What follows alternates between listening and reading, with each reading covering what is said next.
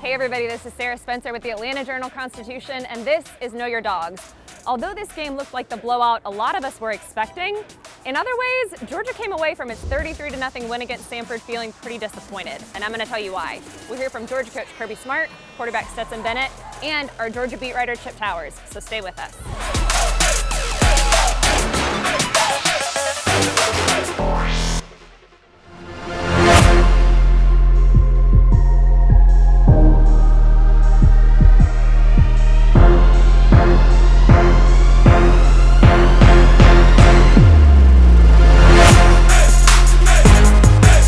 Despite the Bulldogs putting up 479 yards of total offense, Georgia coach Kirby Smart was not happy with their red zone execution. The Bulldogs had to settle for 4 field goals, and he knows that's just not going to cut it moving forward.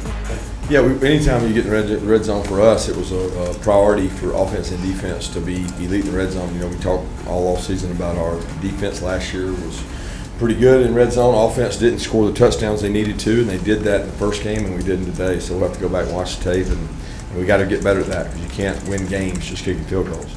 Georgia quarterback Stetson Bennett was 24 for 34, threw for 300 yards, 1 touchdown, and 0 interceptions. But the stat of the game in his eyes, Georgia was 5 for 13 on third down. And at the end of the day, we didn't execute in the red zone.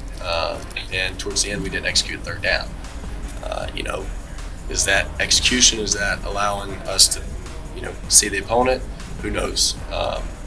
But we do have to get a little bit better. But you're right. I mean, we had almost 500 yards of offense. We had a good day, but it wasn't what we wanted it to be. All right, everybody, I'm joined by my colleague, Chip Towers, our Georgia beat writer. Chip, we just got done with interviews with the team. It is not that often that a team beats another team 33-0 and comes away sounding so disappointed. Yeah, it was. I wouldn't say it was a somber post game, but there was definitely some admission of guilt, if you want to say, that Georgia didn't play as well as they did. They know they're going to have to play better next week when you go up to Columbia to take on South Carolina in the SEC opener. But the fact of the matter is, you got done what you need to get done today.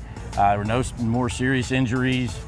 You managed to score on most of your possessions. They broke the touchdown streak for Stetson Bennett. I know, Georgia had to punt. What's going on? It was just the horror of a punt. Right. But overall, they were able to get the W, and Kirby will have a lot of points to make in practice this week as they get ready for the Gamecocks. One thing you and I were talking about, and this does not, at the end of the day, I guess this doesn't super duper matter, but style points. Sometimes you think about, like we were talking about, maybe Alabama struggles a little bit, maybe Georgia comes in and blows Samford out of the water. Yeah. Maybe there's some opportunity or some wiggle room for you there, but that just didn't happen. It's not the most tangible thing, but I think a lot of people expected Georgia, the line was what, 52? 52, you didn't cover, right? No. Yeah, no, it was one of those things where I know Georgia would have loved to have played better, and that, style points were missing, and that's something that you look for when you're in the stratosphere that Georgia is playing in right now. They're ranked number 2, Alabama's ranked number 1.